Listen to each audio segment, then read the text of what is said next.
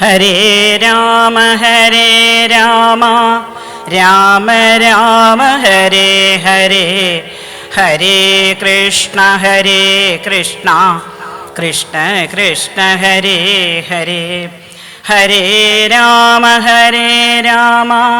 രാമ രാമ ഹരേ ഹരേ, ഹരേ കൃഷ്ണ കൃഷ്ണ കൃഷ്ണ ഹരേ ഹരേ.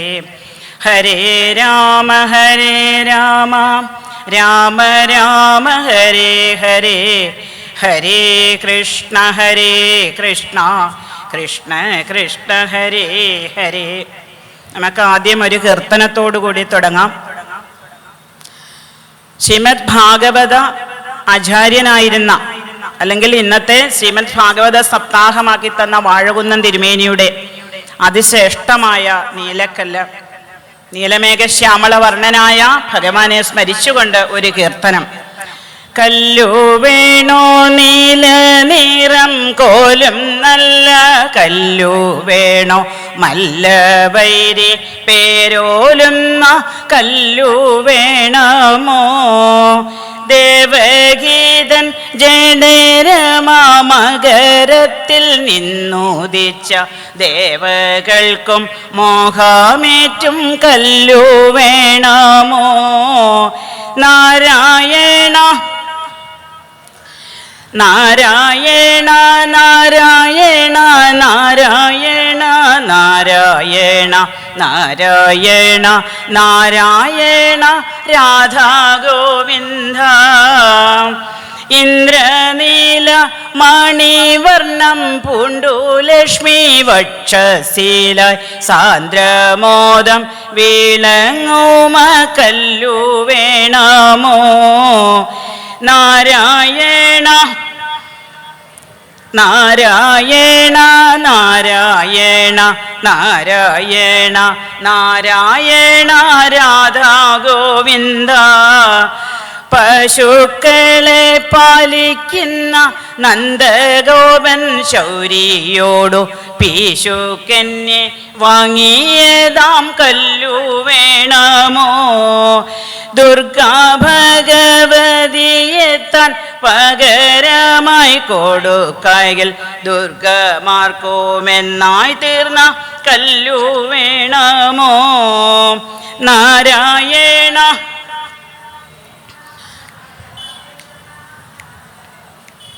നാരായണ നാരായണ രാധാ ഗോവിന്ദ ഗോപബാലന്മാരാമുത്തുമാലയുടെ നാടുകാടി ഗോപതിയായി മിന്നും കൃഷ്ണ കല്ലു വേണമോ പല്ലവശ്രീനികരത്തിൽ കൂജ കഞ്ച കോരകത്തിൽ നല്ലവണ്ണം ബ്ലസിച്ചതാം കല്ലു വേണമോ നാരായണ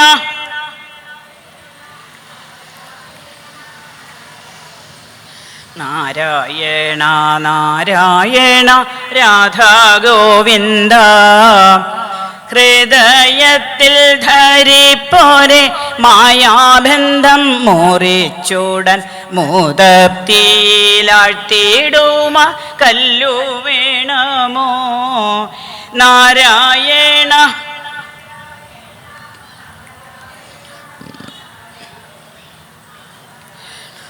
രാധാ ഗോവിന്ദ ധരിക്കുകിൽ വേണ്ടെന്നായി തോന്നിയിടിലും ത്യജിക്കുവാൻ ഞെരുക്കമുണ്ടാക്കി തീർക്കും കല്ലു വേണമോ ഇഹ പരസുഖങ്ങളിൽ മുഴുകിടാൻ കേൾപ്പേറ്റുമ മഹാജനം ചൂടും നല്ല കല്ലു വേണമോ ഏവം പരരക്ഷയ്ക്കായി കല്ലു വിൽക്കും ജോലിക്കെന്നെ ഭവസുനോ ദേശം തോറും ചുറ്റിപ്പിക്കുമോ നാരായണ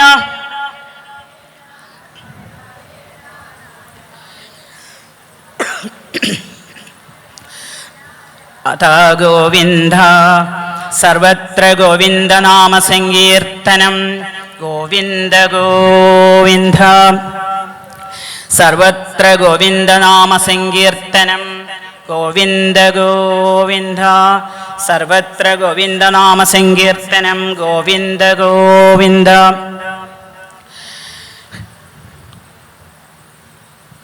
ഹരി ശ്രീ ഗണപതേ നമഃ. വിഘ്നമസ്തു. ഗംഗുരുഭ്യോ നമഃ. ഗംഗണപതേ നമഃ. സംസരസ്വത്യൈ നമഃ. ഗജാനനം ഭൂതഗണാതിസേവിതം കപിത്തജംബൂഫലസാരഭക്ഷിതം ഉമാസുതം ശോകവിനാശകാരണം നമാമി വിഘ്നേശ്വര പാദപങ്കജം. തുമ്പിക്കൈയിലമർന്ന പൊൻകലശവും മറ്റുള്ള കൈപത്തിലും നാരങ്ങാഗതയും കരിമ്പുധനുഷം ശൂലം തഥാ ചക്രവും പിന്നെ പങ്കജമൊട്ടുപാശമുടനെ നീലോൽപ്പലം നെല്ലുമായി കൊമ്പും കൊണ്ടരുളും വിനായകനെനിക്കേറ്റം തുണയ്ക്കേണമേ. അൻപാർന്നങ്കത്തിലേറ്റിപ്പരിചൊടുമുലയൂട്ടും മാതാവിനെ തൻ കൊമ്പിൻ തുമ്പാൽ ചൊറിഞ്ഞും തിരുമുടിയിൽ വിളങ്ങുന്ന മുക്തേന്ദു കണ്ടം തുമ്പിക്കയ്യാൽ മന്ദം തടവിയും അഗജാശങ്കരർക്കുള്ളിലൊപ്പം സംഭുല്ലാനന്ദമേകും ശിശു ഗജവദനൻ നീക്കണം വിഘ്നമെല്ലാം. സരസ്വതീ നമസ്തുഭ്യം വരദേ കാമരൂപിണി വിദ്യാരംഭം കരിഷ്യാമി സിദ്ധിർഭവതു മേ സദാ. ആസ്തം താവതീയം പ്രസൂതി സമയേ ദുർവാരശൂലവ്യത നൈരുച്യം തനുശോഷണം മലമയീം ശയ്യാജ സാംവത്സരീം ഏകസ്യാവിന ഗർഭഭാരഭരണ ക്ലേശസ്യ യസ്യാക്ഷമോ ദാതും നിഷ്കൃതി ഉന്നതോപി തനയാ തസ്യൈ ജനന്യൈ നമാം. അഖിലാനപരാധാന്മേ ക്ഷമസ്വകരുണാനിധേ പ്രസീദമൽ ഗുരോ നാഥ തസ്യൈ ജനകായ നമോ നമഃ. കൃഷ്ണായ വാസുദേവായ ഹരേ പരമാത്മനെ പ്രണതക്ലേശനാശായ ഗോവിന്ദായ നമോ നമഃ. കൃഷ്ണായ വാസുദേവായ ദേവകീനന്ദനായ ച നന്ദഗോപകുമാരായ ഗോവിന്ദായ നമോ നമഃ. നമഃ പങ്കജനാഭായ നമഃ പങ്കജമാലിനെ നമഃ പങ്കജനേത്രായ നമസ്തേ പങ്കജാംഗ്രേ. സദാശിവസമാരംഭം ശങ്കരാചാര്യമധ്യമം അസ്മദാചാര്യപര്യന്താം വന്ദേ ഗുരുപരമ്പരാം. ബ്രഹ്മാനന്ദം പരമസുഖദം കേവലം ജ്ഞാനമൂർത്തിം ദ്വന്ദ്വാതീതം ഗഗനസദൃശം തത്വമസ്യാദിലക്ഷ്യം ഏകം നിത്യം വിമലമജലം സർവദീ സാക്ഷിഭൂതം ഭാവാതീതം ത്രിഗുണരഹിതം സദ്ഗുരും തം നമാമി. ശ്രീ ഗുരുവായൂരപ്പ ശരണം. ശ്രീ ഗുരുവായൂരപ്പ ശരണം. ശ്രീ ഗുരുവായൂരപ്പ ശരണം. അഖില ഭാരത ശ്രീമൽ ഭാഗവത സത്രം 42. ഈ അമ്മയുടെ തിരുനടയിൽ അല്ലേ, ആലപ്പുഴ കലവൂർ ശ്രീ മാരൻകുളങ്ങര ദേവീക്ഷേത്രം. ഈ ദേവീക്ഷേത്ര സന്നിധിയിൽ ഇങ്ങനെ ഇവിടെ എത്തിച്ചേരുവാനും അമ്മയൊന്ന് ദർശിക്കാൻ അല്ലേ, ഒരു നടയിൽ അമ്മ ഭദ്രകാളിയായും ഒരു നടയിൽ അമ്മ ദുർഗയായും ശോഭിച്ചുകൊണ്ട് ഉപദേവങ്ങളായി ഗണപതി, മഹാദേവൻ, പാർത്ഥസാരഥി. അപ്പോ ആപദി കിം കരണീയം സ്മരണീയം ചരണയുഗളം അമ്പായാം. അമ്മയുടെ പാതാരവിന്ദങ്ങളെ ആശ്രയിക്കുക.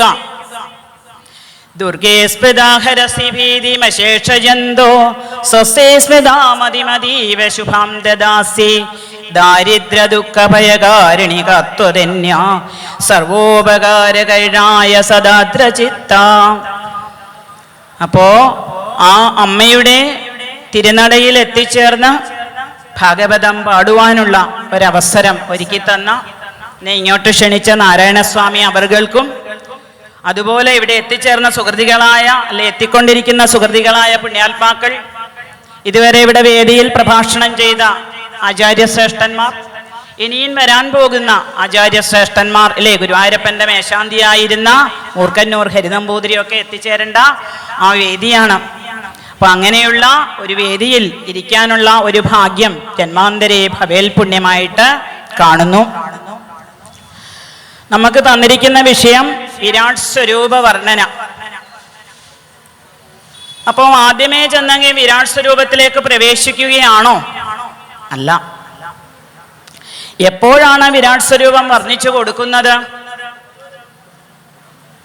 അല്ലേ? ആ കഥയിലേക്കൊക്കെയാണ് നമ്മൾ പ്രവേശിക്കുന്നത്. 7-ാം ദിവസം തക്ഷകൻ കടിച്ച് മരിക്കുമെന്ന ശാപം കിട്ടി ഗംഗാനദിയുടെ തെക്കേക്കരയിൽ വടക്കോട്ട് തിരിഞ്ഞ് കിഴക്കോട്ട് വിരിച്ച ദർഭയിലിരുന്ന് പ്രായോപവേശം ചെയ്യുക എന്ന് വെച്ചാൽ ഊണും ഉറക്കവും ഉപേക്ഷിച്ച് ഭഗവാനെ മനസ്സിൽ ചിന്തിച്ചു കൊണ്ടിരിക്കുന്ന ഒരവസരം, അതാണ് പ്രായോപവേശം ചെയ്യുക. അങ്ങനെയിരിക്കുന്ന നല്ലൊരു മഹാത്മാവായ പരിഷത്ത് മഹാരാജാവിന് ഇങ്ങനെയൊരു ശാപം വന്നു പെട്ടുവല്ലോ എന്ന് വിചാരിച്ച് അദ്ദേഹത്തെ കാണുവാനായി ദേവർഷിമാർ, ബ്രഹ്മർഷിമാർ, രാജർഷിമാർ ഒക്കെ എത്തിച്ചേരുന്നു. എല്ലാവരോടും ഒരേ ഒരു ചോദ്യം: മരണം അടുത്തുകൊണ്ടിരിക്കുന്ന മനുഷ്യൻ എന്താണ് കേൾക്കേണ്ടത്, എന്താണ് ചെയ്യേണ്ടത്? എല്ലാ കാലത്തും എല്ലാവരും എന്തിനെയാണ് ആശ്രയിക്കേണ്ടത്? വിശിഷ്യ ആസന്ന മൃത്യുവായ ഒരാൾ. ഇതൊക്കെ നമുക്ക് കേൾക്കാറാവണമെങ്കിൽ ശ്രീമൽ ഭാഗവതത്തിന്റെ മാഹാത്മ്യം നമ്മൾ നന്നായിട്ട് അറിയണം. 60 വയസ്സ് കഴിഞ്ഞവർക്ക് ആശ്രയിക്കാനുള്ള ഒരു ഗ്രന്ഥം എന്നുള്ളതിനപ്പുറത്ത് ശ്രീമൽ ഭാഗവതാഖ്യോയം പ്രത്യക്ഷ കൃഷ്ണയേവഹി. ഗുരുവായൂർ ശീലകത്ത് ശംഖുചക്ര ഗദാധാരിയായി ഇരിക്കുന്ന അതേ ഭഗവാൻ തന്നെയാണ് പ്രത്യക്ഷ കൃഷ്ണൻ എന്ന് അറിഞ്ഞ് അനുഭവിക്കുവാൻ സാധിക്കുമ്പോഴാണ് നമുക്ക് ഭാഗവതത്തിന്റെ മഹത്വം മനസ്സിലാക്കാൻ സാധിക്കുക. അങ്ങനെ ബ്രഹ്മർഷിമാരും ദേവർഷിമാരും രാജർഷിമാരും ഒക്കെ അദ്ദേഹത്തിനെ കാണാനായിട്ട് വരുന്നു. ആ സമയത്ത് ഓരോരുത്തരോടും ചോദിച്ചു, മരണം അടുത്തുകൊണ്ടിരിക്കുന്ന മനുഷ്യൻ എന്താണ് ചെയ്യേണ്ടത്, എന്താണ് കേൾക്കേണ്ടത്, എന്താണ് ഇത് കേവലം ഒരു പരീക്ഷത്തിന്റെ ചോദ്യമല്ല. മനുഷ്യരാശികളായ നമ്മൾ ഓരോരുത്തരും ജനിച്ചന്നു മുതൽ മരണത്തോടടുത്തുകൊണ്ടിരിക്കുകയാണ്. ജനിച്ചന്നു മുതൽ ഓരോ ദിവസവും ഉത്ഥായ ബോധവ്യം കൃതം സുഹൃതം ആയുഷ്യകണ്ഠമാധായ രവിഹസ്തം ഗമിഷ്യതി. ഓരോ ദിവസത്തിലെ സൂര്യോദയവും കഴിഞ്ഞ് അസ്തമയായുമ്പോൾ നമ്മുടെ ഒരു ദിവസത്തെ ആയുസ് കുറഞ്ഞു, അല്ലേ? അപ്പോ കേവലം പരിഷത്ത് മഹാരാജാവിനെ നിമിത്തമാക്കിക്കൊണ്ട് നമ്മൾ ഓരോരുത്തരോടും ഭാഗവതം പറയുന്നു, ഭഗവാനെ ആശ്രയിക്കൂ. അപ്പോ യാഗമാണ്, യോഗമാണ്, തപസ്സാണ്, യജ്ഞങ്ങളാണ് എന്നൊക്കെ പലരും പറഞ്ഞുകൊണ്ടിരുന്നപ്പോഴാണ് തത്രാഭവൽ ഭഗവാൻ വ്യാസപുത്രോ എദൃച്യാം ഗാം അടമാനു അനപേക്ഷ അലക്ഷ്യലിംഗോ നിജലാപതുഷ്ടോ വെദശ്രീവാലി അവധൂതവേഷ. അവിടെ എവിടെയും സഞ്ചരിക്കാൻ സ്വാതന്ത്ര്യമുള്ളതായ ശിഷ്യബ്രഹ്മർഷി അവിടേക്ക് എത്തിച്ചേർന്നു. ആരാണ് ശിഷ്യബ്രഹ്മർഷി? വേദവ്യാസന്റെ ശിഷ്യനുമാണ്, പുത്രനും.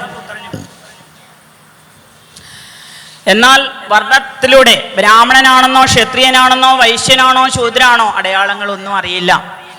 ഇനി ബ്രഹ്മചാരിയാണോ ഗൃഹസ്ഥനാണോ വാനപ്രസ്ഥനാണോ സന്യാസിയാണോ അതും അറിയില്ല. അവധൂതവേക്ഷ, ഒരു അവധൂതനെ പോലെ അവിടെ എത്തിച്ചേർന്നു. അപ്പോ ഈ ശ്രീശബ്രഹ്മർഷിയുടെ മഹത്വം അറിയുന്നതായ ബ്രഹ്മർഷിമാർ, കാരണം ഇവിടെ സലക്ഷണജ്ഞ അഭിഗൂഢവർച്ചസം, തൻ്റെ ഉള്ളിലെ ചൈതന്യത്തെ തേജസ്സിനെ പുറമെ പ്രകടിപ്പിക്കാതെ കണ്ടിട്ട് ഉള്ളിലിരിക്കുന്ന ശിഷ്യബ്രഹ്മർഷിയുടെ മഹത്വത്തെ അവിടെയുള്ള മുനിമാർക്കൊക്കെ നന്നായിട്ട് അറിയായിരുന്നു. അവരൊക്കെ എണീറ്റ് ശിഷ്യബ്രഹ്മർഷിയെ ആദര ബഹുമാനങ്ങൾ കൊടുക്കുന്നതായ രംഗങ്ങൾ. അതിനുശേഷം നക്ഷത്രങ്ങളുടെ ഇടയിൽ ഗ്രഹങ്ങളുടെ ഇടയിലൊക്കെ ചന്ദ്രൻ ശോഭിക്കുന്നത് പോലെ ബ്രഹ്മർഷിമാർ ദേവർഷിമാർ രാജർഷിമാർ എല്ലാവരുടെയും നടുക്ക് നമ്മൾ നമ്മുടെ ശിഷ്യബ്രഹ്മർഷി അങ്ങനെ ശോഭിച്ചു കൊണ്ടിരിക്കുമ്പോ പരീക്ഷിത്ത് മഹാരാജാവ് പറയാണ്. എന്താ പറഞ്ഞത്? ഭക്തന്മാരെ അനുഗ്രഹിക്കുന്ന ഭക്തവത്സലനായ ഹേ ഭഗവാനെ, ഭഗവാൻ എന്നോടുള്ള കാരുണ്യം ഇപ്പോ മരണം അടുത്തുകൊണ്ടിരിക്കുന്ന ഈ സമയത്ത് എനിക്ക് എന്തൊക്കെ സംശയങ്ങളാണ് ഉണ്ടാവുക, ആ സംശയങ്ങളെയൊക്കെ തീർത്തു തരാൻ ശിഷ്യബ്രഹ്മത്തെ പോലെ ഒരു സജ്ജനത്തെ എൻ്റെ മുമ്പിൽ എത്തിച്ചത് ഗുരുവായൂരപ്പൻ്റെ അപാര ഭക്തവാത്സല്യം, കാരുണ്യം എന്ന് പറയാണ്. എന്നിട്ടോ ചോദിച്ചു, യശ്രോതവ്യമതോ ജപ്യം യൽ കർത്തവ്യം നൃഭി പ്രഭോ സ്മർത്തവ്യം ഭജനീയം വാ ബ്രൂഹി യദ്വാപി പര്യയം. മരണമെടുത്തുകൊണ്ടിരിക്കുന്ന മനുഷ്യൻ എന്തിനെയാണ് കേൾക്കേണ്ടത്? എന്തിനെ കുറിച്ചാണ് പറയേണ്ടത്? എന്താണ് സ്മരിക്കേണ്ടത്? എന്താണ് ജപിക്കേണ്ടത്? ബ്രൂഹി യദ്വാ വിപര്യം. ചെയ്യാൻ പാടില്ലാത്തതും ചോദിച്ചു, ചെയ്യാൻ പാടുള്ളതും ചോദിച്ചു, ചെയ്യാൻ പാടില്ലാത്തതും ചോദിച്ചു. ഇങ്ങനെ പരീക്ഷിത്ത് മഹാരാജാവ് അതിമധുരമായ പദങ്ങളാൽ അല്ലെ അതിമധുരമായ വാക്കുകൾ കൊണ്ട് ശിഷ്യബ്രഹ്മർഷിയോട് ചോദിച്ചപ്പോ ഭക്തിപൂർവം ഒരു മന്ദഹാസ പുഞ്ചിരി തൂകി നിൽക്കുന്ന ശിഷ്യബ്രഹ്മർഷിയാണ് പ്രഥമസ്കന്ധത്തിൽ 19-ാമത്തെ അധ്യായത്തിൽ നമ്മൾ കാണാൻ സാധിക്കുന്നത്. പിന്നീട് ദ്വിതീയ സ്കന്ധം മുതലാണ് ശിഷ്യബ്രഹ്മർഷി പരീക്ഷത്തിന് മറുപടി കൊടുക്കുന്നത്. ആദ്യം ചോദ്യത്തെ അനുമോദിച്ചു അല്ലേ? വര്യാനേഷതേ പ്രശ്ന കൃതോ ലോഹഹിതം നൃപ. നമ്മളോട് ഓരോരുത്തർ ഓരോ ചോദ്യങ്ങൾ ചോദിക്കാറുണ്ട് അല്ലേ? ഏകാദശിയാണ്, ഏകാദശി വ്രതം അനുഷ്ഠിക്കണം, തുളസി തീർത്ഥം, അപ്പൊ എത്ര തുളസി ഇടണം, എത്ര നേരം വെള്ളത്തിൽ കിടക്കണം, എത്ര സ്പൂൺ കുടിക്കണം, പല സംശയങ്ങളാ അല്ലേ? വിളക്കില് 2 തിരി വേണോ 5 തിരി വേണോ, പല സംശയങ്ങൾ. പക്ഷേ ഇവിടെ അദ്ദേഹത്തിന്റെ ചോദ്യം ലോഹഹിതത്തിന് വേണ്ടിയിട്ടുള്ള വര്യാനേഷാഞ്ചാൽ ശ്രേഷ്ഠമായ ഒരു ചോദ്യം. ഇത് അങ്ങയ്ക്ക് വേണ്ടിയല്ല, അങ്ങ് സമൂഹ നന്മയ്ക്ക് ലോകഹിതത്തിന് വേണ്ടിയാണ് അങ്ങയുടെ ചോദ്യം എന്ന് പറയാം. അപ്പോ എന്താണ് കേൾക്കേണ്ടത്, എന്താണ് സ്മരിക്കേണ്ടത് എന്നൊക്കെ ഉള്ളതിന് ഉത്തരം ഈ ജനനമരണ സ്വരൂപമായ ഭയത്തിൽ നിന്ന് വിട്ടിരിക്കണം എന്ന് ആഗ്രഹിക്കുന്ന ഓരോ ജീവന്മാരും വിഷയസുഖങ്ങളെ വിട്ട് സകലതിലും ആത്മാവായിരിക്കുന്ന ഐശ്വര്യാദി ഷഡ്ഗുണ പരിപൂർണനായ ആ ഭഗവാനെയാണ് ആശ്രയിക്കേണ്ടത്. സംസാര ഭയത്തെ നേർക്കുന്ന സിദ്ധ ഔഷധമാണ് ഭഗവാന്റെ പാതാരവിന്ദങ്ങൾ. അതുകൊണ്ട് തസ്മാൽ ഭാരത സർവാത്മാ ഭഗവാൻ ഈശ്വരോ ഹരി ശ്രോതവ്യ കീർത്തിതവ്യശ്ച സ്മർത്തവ്യശ്ച ഭയം ഏതാവൻ സാംഖ്യയോഗാഭ്യാം സ്വധർമ്മപരനിഷ്ഠയാ ജന്മലാഭപരപുംസാം അന്തേ നാരായണ സ്മൃതി. നമ്മൾ ഭഗവത്ഗീതയിലും കാണാം സാംഖ്യയോഗം. അപ്പോൾ നമ്മൾ ഓരോ കർമ്മങ്ങൾ അനുഷ്ഠിക്കുന്നത്, സാംഖ്യയോഗമാവട്ടെ ധ്യാനയോഗമാവട്ടെ, എല്ലാ അനുഷ്ഠാനങ്ങളുടെയും പ്രഥമമായ ലക്ഷ്യം ഭഗവാനിൽ ഭക്തി ഉണ്ടാവുക എന്നുള്ളതാണ്. അപ്പോ സ്മരണ കൊണ്ട് മുക്തിയെ കൊടുക്കുന്ന ഭഗവാന്റെ മഹിമ വാക്കുകൾ കൊണ്ടൊന്നും പറഞ്ഞു മതിയാവില്ല. അപ്പോ സ്വധർമ്മനിഷ്ഠയുടെ പരമപ്രയോജനം മരണസമയത്ത് ഭഗവത് സ്മൃതി ഉണ്ടാക്കി തീർക്കുകയാണ്. ഈ ശ്ലോകം എടുക്കുമ്പോൾ എനിക്ക് പെട്ടെന്ന് തോന്നാറുള്ളത് 2008 മട്ടാഞ്ചേരിയിൽ എറണാകുളം ജില്ലയിലെ ഭാഗവത ക്ലാസ് തുടങ്ങിയ സമയത്ത് എൻ്റെ മുമ്പിൽ ഏറ്റവും കൂടുതൽ എന്നെക്കാട്ടി പ്രായം കൂടിയ അമ്മമാരായിരുന്നു. അപ്പൊ പലരും എന്നോട് ചോദിച്ചു, ഈ വയസ്സുകാലത്ത് 65ഉം 70ഉം ഒക്കെ വയസ്സായവർക്ക് 75, 80, 85 ഒക്കെ ഉണ്ട്, ഇത്രയും പ്രായമുള്ളവർക്ക് നിങ്ങൾ എന്തിനാണ് ഭാഗവതം കൊടുക്കുന്നത്? കൗമാരെ ആചരയിൽ പ്രാപ്തൻ ഭാഗവതാനിഹ എന്നൊക്കെ സപ്തമസ്കന്ധത്തിൽ പറയുന്നില്ലേ? കൊച്ചുകുട്ടികൾക്കല്ലേ കൊടുക്കേണ്ടത്, പിന്നെ എന്താണ് നിങ്ങൾ പ്രായമായവർക്ക് കൊടുക്കുന്നത് എന്ന്? ഇതാണ് ഉത്തരം. ജന്മലാഭ പരപുംസാം അന്തേ നാരായണ സ്മൃതി. നമ്മൾ എത്രയൊക്കെ ഈശ്വര ചിന്തയിൽ ഇരുന്നാലും ചിലപ്പോൾ അവസാന സമയത്ത് നാമസ്മരണ ഉണ്ടാവണമെന്നില്ല.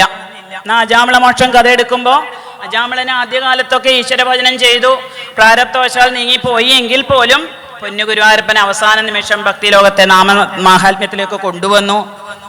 ദർശനം കൊടുത്തു, വൈകുണ്ഠത്തിലേക്ക് കൂട്ടിക്കൊണ്ടുപോകുന്ന രംഗങ്ങൾ. അപ്പോ ഞാൻ ഈ ശ്ലോകം അവരോട് പറഞ്ഞു, ജന്മലാഭ പരപുംസാം അന്തേ നാരായണ സ്മൃതി എന്ന. ഇനിയും കൊച്ചുകുട്ടികൾക്കെന്ന് പറഞ്ഞാൽ അമരാവതി ജനാർദ്ദന ക്ഷേത്രത്തിൽ എല്ലാ ഞായറാഴ്ചയും രാവിലെ കൊച്ചു പിഞ്ചുകുട്ടികൾക്ക് കൊടുക്കാറുണ്ട്. ഒരു ദിവസം ഒരു ഞായറാഴ്ച ഏകദേശം ഒരു കുട്ടി വരാൻ അല്പം താമസിച്ചു. കഷ്ടിച്ച് 3-4 വയസ്സേ ഉള്ളൂ.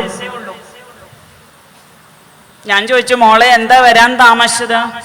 അതെ, അമ്മ കുളിപ്പിച്ചു വിടാൻ താമസിച്ചോണ്ടാ. അപ്പൊ അമ്മ കുളിപ്പിച്ചിട്ട് വരേണ്ട കുട്ടികളെ പോലും അന്ന് ആ സത്സംഗത്തിലേക്ക് എത്തിച്ചേർന്നിരുന്നു. അപ്പൊ കൊച്ചുകുട്ടികൾക്ക് അവിടെ കൊടുക്കേണ്ടത് കൊടുക്കുന്നുണ്ട്. അപ്പൊ ഈ പ്രായമായവർക്ക് കൊടുക്കുമ്പോൾ എന്താ ഗുണം എന്ന് വെച്ചാൽ അവരുടെ മറ്റു പ്രാരബ്ധങ്ങൾ കർമ്മങ്ങളൊക്കെ കഴിഞ്ഞു. ഇപ്പം ഞങ്ങളുടെ മുമ്പിൽ ഒരു രൂപം തെളിയുന്നു. ഉഷാജി ഒന്ന് വരുവോ? വന്നിട്ട് ആ ഭഗവാന്റെ അവതാരം അവിടുന്ന് ഒന്ന് നിശീതേ തമ ഉത്ഭൂതേ ജായമാനേ ജനാർദ്ദനെ ദേവഖ്യാം ദേവരൂപിണ്യാം വിഷ്ണു സർവഗുഹാശയ അവിരാസില്ലതാപ്രാച്യം ദിശിന്ദ്രിവ പുഷ്കല തമത്ഭുതം ബാലകമംബുചേക്ഷണം ചതുർഭുജം ശങ്കഗദാരുദായുധം ശിവത്സലക്ഷ്ണം കളശോഭികൗസ്തുഭം പീതാംബരം സന്ദ്രപയോധസൗഭകം മഹാർഗവൈഡൂര്യ കിരീടകുണ്ടലത്തുഷാപരിശക്ത സഹസ്രകുന്തളം ഉത്ഥാമകാഞ്ചങ്കത ഗഗനാധിപരി വിരോചമാനം വസുദേവ ഐക്ഷത എന്നൊന്ന് ചൊല്ലിക്കൊടുക്കോ? ഓവ് ചൊല്ലിക്കൊടുത്തു. മണിക്കൂറുകൾ കഴിഞ്ഞപ്പോൾ എൻ്റെ ഗുരുവായൂരപ്പ അവര് ഭഗവാന്റെ ലോകത്ത് പോയി എന്നറിഞ്ഞപ്പോ ആരാണ് നമ്മളെ അവിടെ എത്തിച്ചത്? കർമാവസാന സമയേ മമ സന്നിധത്താം. അവരുടെ കർമ്മങ്ങളെല്ലാം ഒടുങ്ങിയ സമയത്ത് എന്തിന് നമ്മളെ അവിടെ വിളിച്ചു? നമ്മൾ ആരാണ് അല്ലേ? ഭഗവാനെ ഏൽപ്പിച്ച. അതായത് ശ്രീമൽ ഭാഗവതത്തിലെ ഓരോ സന്ദർഭങ്ങളെ മനസ്സിലാക്കുവാനായി ഭഗവാൻ തന്ന ഓരോ പുണ്യനിമിഷങ്ങളെ എന്നും സ്മരണയോടെ സ്മരിച്ചിരുന്നു. അങ്ങനെ എത്രയെത്ര മരണങ്ങൾ തേഷാം പ്രമത്തോനിധനം പശ്യന്നഭി പശ്യതി. എത്രയെത്ര മരണങ്ങൾ നമ്മുടെ വീടിന്റെ മുമ്പിൽ കൂടി നാരായണ നാരായണ എന്ന് കൊണ്ടുപോകുമ്പോഴും ഇന്നല്ലേ നാളെ ഈ ശരീരം കൊണ്ടുപോകും. അതിനു മുമ്പ് എത്തേണ്ടടത്ത്, അതായത് സ്ഥൂല ശരീരം ഇരിക്കുമ്പോൾ തന്നെ സൂക്ഷ്മ ശരീരത്തെ ഭഗവാനിൽ എത്തിക്കാൻ സാധിക്കുകയാണ് മനുഷ്യജന്മത്തിന്റെ ശ്രേഷ്ഠത എന്നൊക്കെ. ഇതം ഭാഗവതം നാമപുരാണം ബ്രഹ്മസംഹിതം അതീതവാന്ധ്വാപരതോ പിതൃദൈവായനദഹം. എൻ്റെ അച്ഛൻ എന്നെ പഠിപ്പിച്ച ആ ശ്രീമൽ ഭാഗവതമുണ്ട്, അത് ഞാൻ അങ്ങേക്ക് ഉപദേശിക്കാം എന്ന് ശിഷ്യബ്രഹ്മർഷി പറഞ്ഞപ്പോ പരീക്ഷിത്ത് മഹാരാജാവ് ചോദിച്ചു, അല്ല അവിടുന്ന് ഭാഗവതം ഉപദേശിക്കാമെന്ന് പറഞ്ഞു, പക്ഷേ എനിക്ക് അതിനുള്ള ആയുസ്സുണ്ടോ? ഭാഗവതം 12 സ്കന്ധങ്ങൾ, 18,000 ശ്ലോകങ്ങൾ, 335 അധ്യായം. എനിക്ക് 7 ദിവസമല്ലേ ആയുസ്സുള്ളൂ. അപ്പൊ ഞാൻ എങ്ങനെ ഭാഗവതം പഠിക്കും? അപ്പോ ചിരിച്ചുകൊണ്ട് ശിഷ്യബ്രഹ്മർഷി പറഞ്ഞു, അങ്ങ് വിഷമിക്കണ്ട. താവപ്യേദർഹിക ഉരവ്യ സ്തപ്താകം ജീവിതാവധി ഉപകൽപ്യ സൽസർവം താവൽ സാമ്പരായികം. അല്ലേ? അങ്ങക്ക് എന്താ സപ്താഹം? എന്താണ് സപ്താഹം? 7 ദിവസം പാരായണം ചെയ്യുന്നത് മാത്രമാണോ സപ്താഹം എന്ന് വെച്ചാൽ? 7 നാൾ. 7 നാൾ എന്നാണ് സപ്താഹം എന്ന വാക്കിന്റെ അർത്ഥം. ജീവിതാവധി, അങ്ങക്ക് ജീവിതത്തിൽ സമയമുണ്ട്. എന്നാൽ ദേവന്മാരും അസുരന്മാരും കൂടെ യുദ്ധം ചെയ്യുമ്പോൾ ദേവന്മാരെ സഹായിക്കാനായി ഗഡ്വാങ്കൻ എന്നൊരു മുനി ഉണ്ടായിരുന്നു. ആ മുനി ദേവാസുര യുദ്ധമൊക്കെ കഴിഞ്ഞപ്പോൾ ഇനി അങ്ങയോട് വിശ്രമിച്ചോളൂ, കാരണം സ്വർഗത്തിലിരുന്ന മോക്ഷം കിട്ടില്ല, സ്വർഗം രജോ ഗുണമാണ്, അങ്ങ് ഭൂമിയിലേക്ക് പൊക്കൊള്ളൂ എന്ന് പറഞ്ഞു. അപ്പോൾ ഗഡ്വാങ്ക മഹർഷി ചോദിച്ചത്, എനിക്ക് 7.5 ശനിയാണോ, കണ്ടകശനിയാണോ, അഷ്ടമത്തി ശനിയാണോ, അല്ലെങ്കിൽ ഗജകരേസരി യോഗമുണ്ടോ, നീചഭംഗ രാജയോഗമുണ്ടോ എന്നൊന്നും അല്ല ചോദിച്ചത്. പിന്നെയോ, എനിക്കിനിയും എത്ര നാഴിക എനിക്കിനിയും ആയുസ്സുണ്ട് എന്ന്. അപ്പൊ പറഞ്ഞു, അങ്ങക്ക് ഇനിയും കുറച്ച് നാഴികകളേ ഉള്ളൂ എന്ന്. അപ്പോ ആ സ്വർഗത്തിൽ നിന്നും പെട്ടെന്ന്, സ്വർഗസുഖം രജോ ഗുണമാണ്, അത് ഇന്നല്ലേ നാളെ നശിക്കും. കാമ്യകർമ്മങ്ങളുടെ പിന്നാലെ പോയി സ്വർഗം കിട്ടും, പക്ഷേ ക്ഷീണേ പുണ്യേ മത്യലോകം വിനശ്യതി. മണ്ണിലേക്ക് തന്നെ നമ്മൾ പതിക്കണം, ഭൂമിയിലേക്ക് എത്തിച്ചേരും. അതുകൊണ്ട് ഒരു വിമാനമാർഗം സ്വർഗത്തിൽ നിന്ന് ഭൂമിയിലേക്ക് വന്ന് ഭഗവാനെ സേവിച്ച് മോക്ഷം പ്രാപിച്ചു. അപ്പോ അവിടെ കുറച്ച് നാഴികകളേ ഉള്ളൂ. അങ്ങനെ ഖഡ്വാങ്കന് മോക്ഷം സാധിക്കുമെങ്കിൽ എന്തുകൊണ്ട് അങ്ങേക്കും 7 ദിവസം ഉണ്ടല്ലോ എന്ന്. അപ്പോ അങ്ങനെയാണെങ്കിൽ ഞാൻ എന്താണ് ചെയ്യേണ്ടത് അല്ലേ? നമുക്ക് നാരായണീയത്തിലൊക്കെ കാണാം, അഷ്ടാംഗയോഗം ഭാഗവതത്തിലുമുണ്ട് അല്ലേ? ഏമം, നിയമം, ആസനം, പ്രാണായാമം, പ്രത്യാഹാരം, ധ്യാനധാരണ, സമാധി, അഷ്ടാംഗയോഗങ്ങൾ. എന്നാൽ എല്ലാവർക്കും ഒന്നും ഒരുപക്ഷെ അഷ്ടാംഗയോഗം ശീലിക്കാൻ സാധിച്ചു എന്ന് വരില്ല. അപ്പൊ അതിനായിട്ട് അങ്ങക്ക് ഞാൻ വിരാട് സ്വരൂപം വർണ്ണിച്ചു കേൾപ്പിക്കാം എന്ന് പറയുകയാണ്. എന്താണ് വിരാട് സ്വരൂപ വർണ്ണന? വിരാട് സ്വരൂപ വർണ്ണനയാണ് ഇവിടെ പ്രഭാഷണ വിഷയം എന്ന് പറഞ്ഞപ്പോൾ ഒരുപാട് പേര് ചോദിച്ചു ഏത് അധ്യായത്തിലെയാണ് എന്ന്. അതെന്താ അങ്ങനെ ചോദിച്ചത്? ദ്വിതീയ സ്കന്ധത്തിൽ 1-ാമത്തെ അധ്യായത്തിൽ വിരാട് സ്വരൂപം വർണ്ണിക്കുന്നുണ്ട്. ഇനിയും ബ്രഹ്മനാരദ സംവാദത്തിലൂടെ പറഞ്ഞു വരുമ്പോൾ 6-ാം അധ്യായത്തിലും വിരാട് സ്വരൂപം വർണ്ണിക്കുന്നുണ്ട്. ദ്വിതീയ സ്കന്ധത്തിൽ 10-ാം അധ്യായത്തിലും വിരാട് സ്വരൂപം വർണ്ണിക്കുന്നുണ്ട്. ഇനിയും കപിലോപദേശത്തിൽ തൃതീയ സ്കന്ധത്തിൽ 5-ഉം 6-ഉം അധ്യായത്തിൽ വിരാട് സ്വരൂപം പറയുന്നുണ്ട്. ഏകാദശ സ്കന്ധത്തിലും കാണാം. അപ്പൊ പ്രപഞ്ച സ്വരൂപിയായ ഭഗവാനാണ് വിരാട് പുരുഷൻ. ഭഗവാന്റെ സ്ഥൂല രൂപമാണ് വിരാട് പുരുഷഭാവം.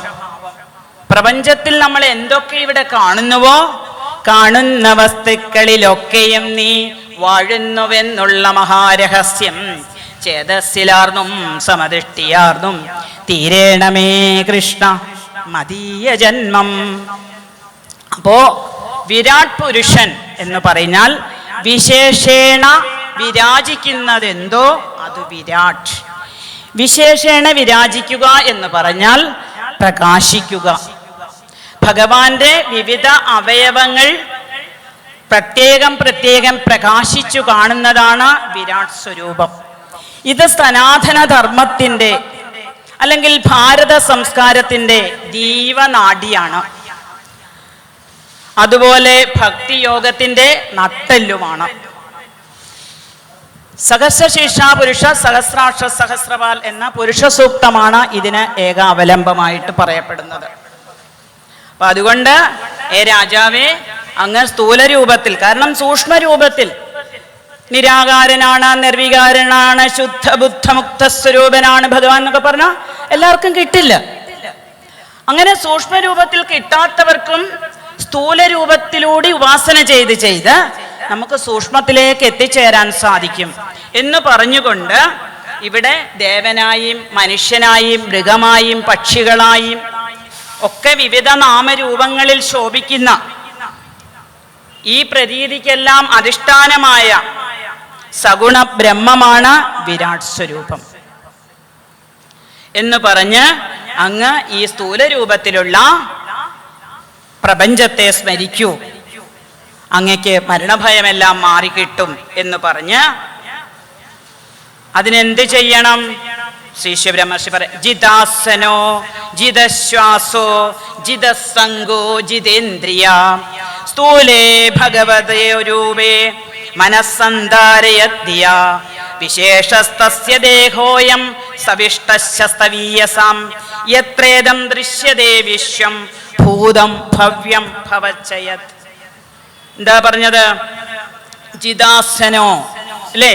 നമ്മൾ ഇരിക്കുന്ന ഇരിപ്പിടം സ്വസ്ഥമായിട്ട്, ചിലർക്ക് എവിടെങ്കിലും ഒക്കെ ഒന്ന് ചാരി ഇരുന്നെങ്കിലേ പറ്റുള്ളൂ, ചിലർക്ക് കാല് നീട്ടിയിരിക്കണം, വിരോധമില്ല. എങ്ങനെ ഇരുന്നാലാണോ അവരവർക്ക് ഇരിപ്പ് സുഖമാവുക, അവരവർക്ക് ഇഷ്ടമായ രീതിയിൽ ഒരു സ്ഥലത്ത് ശുദ്ധമായിട്ടുള്ള സ്ഥലത്ത് ഇരിക്കുക. അതിനുശേഷം ജിതശ്വാസോ, നമ്മുടെ ശ്വാസത്തെയൊക്കെ പ്രാണായാമത്തിലൂടെ ശ്വാസത്തെയൊക്കെ ക്രമീകരിക്കുക. ജിതസംഗോ, നമ്മളെ സംഘം എപ്പോഴും നമുക്ക് ഉത്കർഷത്തിലേക്ക് എത്തിക്കണം. സജ്ജന സംസർഗം താനേ ജയിക്കുന്നു, ദുർജന ഗർജനം മങ്ങിടുന്നു. ദുർജന സംസർഗമാണെങ്കിൽ നമ്മുടെ ഉപാസനയിൽ നിന്ന് നമ്മളെ താഴോട്ട് വലിക്കാൻ കാരണമാവും. അതേസമയം സജ്ജനങ്ങളുമായിട്ടാണ് കൂട്ടുകൂടുന്നത് എങ്കിൽ നമുക്ക് ഉത്കർഷത്തിലേക്ക് എത്താനും സാധിക്കും. അങ്ങനെ സജ്ജന സംസർഗത്തിലൂടെ ജിതേന്ദ്രിയ, ഇന്ദ്രിയങ്ങളെയൊക്കെ വേണ്ടവണ്ണം നിയന്ത്രിച്ചുകൊണ്ട് സ്ഥൂലേ ഭഗവതോ രൂപേ മനസ്സന്ധാരയധ്യ ഭഗവാന്റെ സ്ഥൂലരൂപത്തിൽ, സ്ഥൂലരൂപം എന്ന് പറഞ്ഞാൽ വിരാട് രൂപത്തിൽ മനസ്സിനെ കേന്ദ്രീകരിക്കുക. വിശേഷസ്തസ്യ ദേഹോയം സവിഷ്ടസ്ഥവീയസാം. വിശേഷസ്തസ്യ ദേഹ എന്ന് വെച്ചാൽ നമ്മുടെ സ്ഥൂലരൂപം, സ്ഥവീയസം സ്ഥൂലത്തിൽ വെച്ച് സ്ഥൂലമായിട്ട്, സവിഷ്ട ഏറ്റവും സ്ഥൂലമാകുന്ന വിരാട് സ്വരൂപത്തില് മനസ്സിനെ സങ്കല്പിക്കുക. അങ്ങനെ സങ്കല്പിച്ച് അണ്ഡകോശേ ശരീരേസ്മിൻ സപ്താവരണ സംയുതേ വൈരാജ പുരുഷോ യോസൗ ഭഗവാൻ ധാരേണ ശ്രുതാം. ആണ്ഡകോശേ അതായത് പഞ്ചഭൂതങ്ങള്, പഞ്ചതന്മാത്രകള്,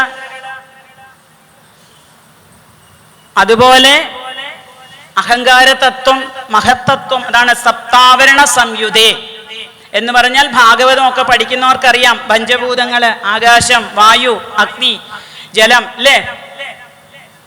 ശബ്ദതന്മാത്രകള്, ശബ്ദസ്പർശ രൂപഗന്ധരസങ്ങള്, അന്ധകരണ വൃത്തികള്, മനസ്സ്, ചിത്തം, ബുദ്ധി, അഹങ്കാരം, ഇങ്ങനെ ഓരോ തരത്തില് ചില സ്ഥലത്ത് 24 തത്വങ്ങളായി പറയും, ചിലയിടത്ത് 9 തത്വങ്ങളായി പറയും. അത് അന്നന്ന് കണ്ടതിനെ വാഴ്ത്തുന്നു മാമുനികൾ. ഓരോരുത്തർക്കും ഉപാസനയ്ക്ക് അനുസരിച്ച് അവരുടെ ഉള്ളിൽ ഏത് രൂപത്തിൽ കാണിച്ചു കൊടുക്കും. ചിലർ അന്ധകരണ വൃത്തികളെ 1 പറയുന്നു, ചിലർ 4 പറയുന്നു, ചിലർ പഞ്ചഭൂതം ഒറ്റയായിട്ട് പറയുന്നു, ചിലർ 5 വിഭജിച്ചു പറയുന്നു. ഇത്രയേ ഉള്ളൂ വ്യത്യാസം. അപ്പൊ പഞ്ചഭൂതങ്ങളും അഹങ്കാര തത്വങ്ങളും മഹത്തത്വങ്ങളെല്ലാം കൂടെ ചേർന്ന് സംവരണ സംയുതേ, അല്ലേ? സപ്താവരണ സംയുതേ വൈരാജ പുരുഷോ യോസൗ ഭഗവാൻ ധാരണ ആശ്രയ. അങ്ങനെ ഇവിടെ പ്രപഞ്ചത്തില് പഞ്ചഭൂതങ്ങളും പഞ്ചതന്മാത്രകളും മഹത്തത്വങ്ങളും കാലശക്തിക്കനുസരിച്ച് ഇവിടെ പ്രവർത്തിച്ച സ്ഥൂലങ്ങളും സൂക്ഷ്മങ്ങളുമായ അല്ലെങ്കിൽ ചരങ്ങളും അചരങ്ങളുമായ ഒരുപാട് വസ്തുക്കൾ ഉണ്ടാകുന്നു. പക്ഷെ എത്രയൊക്കെ കാലം നീങ്ങിയിട്ടും വേണ്ടവണ്ണം അത് പ്രവർത്തിക്കുന്നില്ല. ഈ തൃതീയ സ്കന്ധത്തിൽ നമുക്ക് കാണാം, നോദതിഷ്ഠത് വിരാട്, നോദതിഷ്ഠത് വിരാട് എന്ന് കുറേ ശ്ലോകം കാണാം.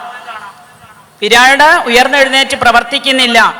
അപ്പൊ ഭഗവാന്റെ ചൈതന്യം, അതായത് ഇതെല്ലാം കൂടെ ഒരു അണ്ഡമായി, ആണ്ഡകോശേ പുരുഷോയസോ ഭഗവാൻ ധാരണയാസ. ആണ്ഡകോശം വെച്ചാൽ ഒരു ആമയുടെ രൂപത്തില്, ആമയുടെ വലിപ്പത്തില് ഒരു അണ്ഡമായിട്ട് മാറുകയാണ്. അതിൽ ഭഗവാന്റെ ചൈതന്യം പ്രവേശിക്കുമ്പോഴാണ് വിരാട് പുരുഷൻ ഉയർത്തെഴുന്നേൽക്കുന്നത്. കാരണം സൃഷ്ടിയുടെ ആദ്യം ഇവിടെ എല്ലാം ഭഗവാൻ, അല്ലേ? 2018 ഒരു പ്രളയം എല്ലാവരും കണ്ടു, അല്ലേ? സൃഷ്ടി പ്രളയം, സൃഷ്ടി പ്രളയം. പ്രളയത്തിലെല്ലാം ഭഗവാനിൽ ലയിച്ചു കിടക്കുന്നു, സൃഷ്ടിയിലെല്ലാം ഭഗവാനിൽ നിന്ന് ഉയർത്തെഴുന്നേൽക്കുന്നു.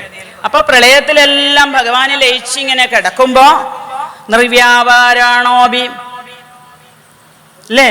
കാരണമജഭജസേ എൽ ക്രിയാമീക്ഷണാഖ്യാം തേനൈവോദ്യതീല പ്രകൃതി കൽപ്പാദികാലേ, ഇല്ലേ? കൽപ്പത്തിന്റെ ആദിയിൽ എല്ലാം പ്രളയത്തിൽ ലയിച്ചിരിക്കുന്ന സമയത്ത് നിർവ്യാപാരം, യാതൊരു വ്യാപാരങ്ങളുമില്ല, യാതൊരു പ്രവർത്തികളുമില്ല, യാതൊരു ചേഷ്ടകളുമില്ല, നിഷ്കാരണം, യാതൊരു കാരണവുമില്ല. അങ്ങനെ ഇരിക്കുന്ന സമയത്ത് ഈക്ഷണം എന്നൊരു ചേഷ്ടയെ കൈക്കൊണ്ടുകൊണ്ട് മൂലപ്രകൃതി ഉണ്ടായി. ഈ മൂലപ്രകൃതി ഒരിക്കലും ഭഗവാനെ മറക്കില്ല. മായാധീശനാണ്, മായയെ ജയിച്ച ആളാണ് ഭഗവാൻ. ഭഗവാനെ ബാധിക്കില്ല. എന്നാൽ മൂലപ്രകൃതിക്ക് തനിക്ക് ഭുവനത്രയമാകണം എന്ന സങ്കല്പത്തിലൂടെ മായാശക്തി ശോഭിച്ചു. അങ്ങനെ ത്രിഗുണങ്ങളെ ആശ്രയിച്ചുകൊണ്ട് ഇവിടെ പ്രപഞ്ചത്തിന്റെ ആ നിലനിൽപ്പിന് വേണ്ടി പ്രവർത്തിച്ചു. കാരണം ഈക്ഷണം എന്ന ഒരു ചേഷ്ട ഉണ്ടെങ്കിൽ മാത്രമേ മായയ്ക്ക് ഉണർന്നെഴുന്നേൽക്കാൻ സാധിക്കുകയുള്ളൂ. ഇനിയും രാസക്രിയയുടെ പറയുമ്പോഴും യോഗമായാം ഉപാശ്രിത എന്ന് കാണാം. ഭഗവാന്റെ അവതാരത്തിന് മുമ്പേ ഭഗവാൻ പറഞ്ഞു, ഇത്രാം തീയതി ഇത്ര മണിക്ക് ഞാൻ അവതരിക്കുന്നതിന് മുമ്പ് യോഗമായ ഭഗവതി അമ്പാടിയിലെ ശോതാമയുടെ മകളായി അവതരിച്ചോളൂ എന്ന് പറയുന്നത് കാണാം. അപ്പൊ യോഗമായി ആശ്രയിച്ചുകൊണ്ടാണ് ഭഗവാന്റെ ഓരോ ലീലകൾ. അപ്പൊ ഈക്ഷണം എന്ന ഒരു ചേഷ്ടയിലൂടെ ഉണ്ടെങ്കിൽ മാത്രമേ മായയ്ക്ക് പ്രവർത്തിക്കാൻ സാധിക്കുകയുള്ളൂ എന്ന് ഓർമ്മിപ്പിച്ച് അതിനുശേഷം ആ വിരാട് 14 ലോകങ്ങളിൽ വ്യാപിച്ചു കിടക്കുന്ന ഭഗവാന്റെ വിരാട് സ്വരൂപം പാതാളമേധസ്യകി പാദമൂലം പടന്തി പാഷ്ണി പ്രഭദേരസാധലം മഹാതലം വിശ്വസിജോദഗുൽഭൗ തലാതലം വൈ പുരുഷസ്യ ജംഘേ. പാതാളമേധസ്സി പാദമൂലം. 14 ലോകങ്ങൾ എന്ന് പറയുമ്പോൾ ഭൂമിക്ക് മേളിലോട്ട് ഭൂലോകം, ഭുവർലോകം, സ്വർലോകം, മഹർലോകം, ജനലോകം, തപോലോകം, സത്യലോകം വരെ വ്യാപിച്ചു കിടക്കുന്നു. ഭൂമിക്ക് താഴെ അതലം, വിതലം, സുതലം, മഹാതലം, തലാതലം, രസാതലം, പാതാളം. ഇങ്ങനെ ഭൂമിക്ക് മേളിലോട്ട് 7 ലോകങ്ങളും ഭൂമിക്ക് താഴോട്ട് 7 ലോകങ്ങളും 14 ലോകങ്ങളിൽ വ്യാപിച്ചു കിടക്കുന്ന ഭഗവാന്റെ വിരാട് സ്വരൂപം എന്ന് പറഞ്ഞുകൊണ്ട് പാദം കാണും ഇല്ലേ? ഭഗവാന്റെ പാദമാണ്. രാവിലെ എണീറ്റ് നമ്മൾ ഭൂമിയിലേക്ക് പാദം എടുത്തു വെക്കുമ്പോൾ പാതാളമേധസ്സി പാദമൂലം. ഏ ഗുരുവായൂരപ്പ, ഓരോ നിമിഷവും നമ്മുടെ ചലനങ്ങൾ, ഓരോരുത്തരും എത്ര യോഗീശ്വരന്മാരായാലും ഭഗവാന്റെ ഏത് അവയവങ്ങളെയാണ് ആദ്യം സ്മരിക്കുക? യോഗീന്ദ്രാണം ത്വദംഗേഷു അധിയസുമധുരം മുക്തിഭാജാം നിവാസോ ഭക്താനാം കാമവർഷ ശേലയം നാദാതേ പാദമൂലം നിത്യം ചിത്തസ്ഥിതം മേ പവനപുരപതേ കൃഷ്ണ കാരുണ്യ സിന്ധോ നിശേഷതാപൻ പ്രതിശതു പരമാനന്ദ സന്തോഹലക്ഷ്മീം. ആണോ? എല്ലാവർക്കും ഭഗവാന്റെ അവയവങ്ങളിൽ ഏറ്റവും കൂടുതൽ ഇഷ്ടം ഏതാ? കണ്ണം പോലും കരാരവിന്ദേന പദാരവിന്ദം മുഖാരവിന്ദേ വിനിവേശയന്തം വടസ്യ പത്രസ്യ പുടേശയാനം ബാലം മുകുന്ദം മനസാ സ്മരാമി എന്ന് കാണാം അല്ലേ? അപ്പോ നമ്മള് ഭൂമിയെ തൊട്ടു വന്ദിക്കുമ്പോൾ ഇത് ഭഗവാന്റെ പാദമാണ് എന്ന് കാണാറാവണം. അതുപോലെ പാദത്തിന്റെ മുൻപിൻ ഭാഗങ്ങള് രസാതലമാണ്. ഇനി കുറെ നാളിങ്ങനെ ഈ വിരാട് സ്വരൂപം വർണ്ണിച്ചു കേട്ടു. എത്രയെത്ര സപ്താഹങ്ങളായി. ഇപ്പൊ 42ാം സത്രത്തിലേക്ക് പ്രവേശിക്കുമ്പോൾ എത്ര പേർക്ക് ആ ഭഗവാന്റെ പാതാരവിന്ദത്തിലെ അടയാളം കാണാൻ സാധിച്ചു അല്ലേ? നമ്മൾ അഭിമാനത്തോടെ പറയും, ഞാൻ ഇത്രയെത്ര സപ്താഹം കേട്ടു, വായിച്ചു, അല്ലെ ഇത്രയെത്ര സത്രങ്ങളിൽ പങ്കെടുത്തു. എന്നാൽ നെഞ്ചത്ത് കൈവച്ച് പറയാറാവണം, എന്തേ? അഗ്രേ പശ്യാമി, അഗ്രേ പശ്യാമി, ഞാൻ കണ്ടു. എന്ത്?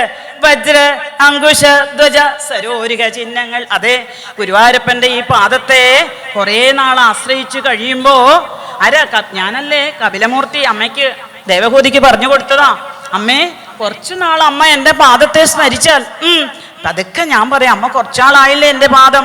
പതുക്കെ പതുക്കെ ഭഗവാൻ ആ പാദം ഒന്ന് നിവർത്തി കാണിച്ചു കൊടുക്കും. അപ്പോ അമ്മ നോക്കുമ്പോ എന്താ കാണുക? വജ്ര അങ്കുശ ധ്വജ സരോരികം അല്ലേ? നമ്മുടെ അഹങ്കാരത്തെ ഇല്ലാതാക്കുന്ന വജ്രായുധം, വിഷയങ്ങളിലേക്ക് ഓടിക്കൊണ്ടിരിക്കുന്ന മനസ്സിനെ അല്ലേ, പൊക്കത്തിലുള്ള പൂക്കളൊക്കെ നമ്മൾ തോട്ടിയിട്ട് പറിക്കുന്നത് പോലെ ഭഗവാന്റെ ചേവടികളിലേക്ക് ആശ്രയിക്കാറാവുക. ഭക്തന്റെ വിജയത്തെ സൂചിപ്പിക്കുന്ന കൊടിയടയാളം സരോരിഹം. അയ്യയ്യോ ഗുരുവായൂരപ്പ, അച്ചന്താമര കണ്ണ, നമ പങ്കജനാഭായ, നമ പങ്കജമാലിനെ, നമ പങ്കജനേത്രായ, നമസ്തേ പങ്കജാംഗ്രിയെ. എത്രയെത്ര കാര്യങ്ങളോട് ഭഗവാനെ ഉപമിക്കണം. അപ്പോൾ ഇവിടെ ഭൂമിയില് ഭഗവാന്റെ പാദവും മുൻപിൻ രസാതലം, പിന്നെ മുട്ടുകാലുകള് തലാതലം. ഭഗവാന്റെ മുട്ടുകളൊക്കെയും കാണുമ്പോൾ തീരുന്ന മുട്ടുകൾ രണ്ടും കാണാമാറാകണം. ഏതെങ്കിലും തരത്തിൽ സാമ്പത്തിക ബുദ്ധിമുട്ടാവാം, ചിലർക്ക് അതാവില്ല, ചിലർക്ക് ആരോഗ്യ പ്രശ്നങ്ങളാവാം. ഇരിക്കട്ടെ, അയ്യോ ഇപ്പൊ എല്ലാരും പറയുന്നതാ മുട്ടിന് വേദന, മുട്ടു മാറ്റിവെക്കല്, മുട്ടിന്റെ പലതരത്തിലുള്ള ട്രീറ്റ്മെന്റുകളൊക്കെ എടുക്കേണ്ടി വരുന്നു അല്ലേ? നേരെ പോകൂ ഗുരുവായൂരേക്ക്. ഗുരുവായൂരപ്പന്റെ മുട്ടുകൾ രണ്ടും കണ്ടാൽ ഏതൊക്കെ തരത്തിലുള്ള മുട്ടുകൾ, ബുദ്ധിമുട്ടുകൾ, കഷ്ടപ്പാടുകൾ നമുക്കുണ്ടോ അതെല്ലാം കരുണാവാരിധി എൻ്റെ അടുത്തേക്ക് വന്നു ഇല്ലേ? അമ്മയുടെ മുട്ടിനുവേനൊക്കെ ഞാൻ മാറ്റിത്തരാന്ന്. അയ്യോ വാതരോഗം വന്ന മേൽപ്പത്തൂരിന്റെ വാതരോഗത്തെ ഞാൻ മാറ്റി കൊടുത്തില്ലേ? പിന്നെ അമ്മയ്ക്ക് എത്ര ബുദ്ധിമുട്ടുണ്ടെങ്കിലും അതൊക്കെ ഞാൻ തീർത്തുതരാമെന്ന്. അതെങ്ങനെ? എന്തിനോ ഹന്ത ഞാൻ വാതാലയേശനെ മുന്തിയ മട്ടിൽ പുകഴ്ത്തി മുന്നം ആവശ്യമുള്ളപ്പോൾ കാക്കുവാനാവുന്ന ദൈവത്തെ വാഴ്ത്തിയോ ഞാനേ ധന്യ അന്നോ ഞാൻ ചൊന്ന വാക്കുകളത്രയും പൊന്നു ഗുരുവായൂരപ്പനിപ്പോൾ ഓർമ്മയിലെന്നു മാം കർമ്മഫലം മാമ മർമ്മങ്ങളെല്ലാം തുളച്ചിടുന്നു കാരുണ്യവാരിതേ കാരുണ്യവാരിതേ കാരുണ്യവാരിതേ കാരുണ്യാപ്തേ ഇത്രയും കാരുണ്യം എന്നിൽ നാടിച്ചതും ചിത്രം നാടിപ്പതും ചിത്രം തന്നെ കൈ രണ്ടും കൂപ്പി ഞാൻ വീണ്ടും ഇരക്കുന്നു നീരജാലോചന നിന്നോടായി ഏതിനോ മന്യനെ കുമ്പിടേണ്ടാത്തൊരു രീതിയിൽ നീ എന്നെ പാലിക്കുന്നായി കൃഷ്ണ ഹരേ ജയ. എല്ലാരും ഏറ്റൊന്ന് ചൊല്ലൂ, നമുക്ക് ഒന്നിച്ചല്ലേ സത്സംഗം. കൃഷ്ണ ഹരേ ജയ. ഉറച്ച് കൃഷ്ണ ഹരേ ഹരേ. ഓരോ ഭഗവാന്റെ ഓരോരോ അവയവങ്ങൾ. കൃഷ്ണ ഗുരുവായൂരപ്പ. നമ്മുടെ ശിവസാരസ്വതം പറയാനുള്ള ആചാര്യശ്രേഷ്ഠൻ സ്റ്റേജിലേക്ക് വന്നു. അദ്ദേഹത്തിന് വിനീതമായ നമസ്കാരം. അപ്പോ ഈ ലോകം ഭഗവാന്റെ ഈശ്വര അവയവങ്ങളായി കണ്ടുകൊണ്ട് ഉപാസന ചെയ്യണമെന്ന് പറഞ്ഞ് ഇതാ മുളങ്കാലുകൾ അല്ലേ, മുട്ടുകൾ പറഞ്ഞു. അത് കഴിഞ്ഞ് ജാനൂനി സുതലം വിശ്വമൂർത്തേ ഉരുത്തയം വിതലം ച അതലം ച. ആ ഉദരങ്ങള് വിതലം അതലമായിട്ട് കാണുക. മഹീതലം ദജ്ജഗനം മഹീപതേ നഭസ്ഥലം നാഭിസരോ ഗൃണന്തി. ഇങ്ങനെ പറഞ്ഞ് അന്തരീക്ഷ ലോകം ഭഗവാന്റെ നേത്രഗോളങ്ങളാണ്. വേദങ്ങള് അല്ലേ, സത്യലോകം വരെ വ്യാപിച്ചു കിടക്കുന്ന ആ ഭഗവാന്റെ വിരാട് സ്വരൂപത്തിൽ ശിരസ് സത്യലോകത്തിലാണെന്ന് പറഞ്ഞു. സത്യലോകമാണ് ശിരസ്. അപ്പോ ഇതിന്റെ ഉള്ളില് ബ്രഹ്മരന്ധ്രം, അത് വേദങ്ങളാണ് എന്ന് പറഞ്ഞു. ഹാസോ ജനോന്മാദകരീജമായ രുദന്തസർഗ യഥപാങ്ക മോക്ഷ. ഭഗവാന്റെ പുഞ്ചിരി മായയാണ്. സർഗം അതാ സൃഷ്ടി കടാക്ഷമാണ്. പിന്നീട് സമുദ്രങ്ങൾ കാണുമ്പോൾ അത് ഭഗവാന്റെ വയറാണ് എന്നും, പർവ്വതങ്ങൾ നമ്മൾ ഹിമാലയത്തിലേക്കൊക്കെ പോകുമ്പോൾ പലതരത്തിലുള്ള പർവ്വതങ്ങൾ നമുക്ക് കാണാം. ഇത് കാണുമ്പോൾ ഭഗവാന്റെ അസ്ഥികളായിട്ട് കണക്കാക്കുക. ഇനി നദികള്, എത്രയെത്ര നദികളാ.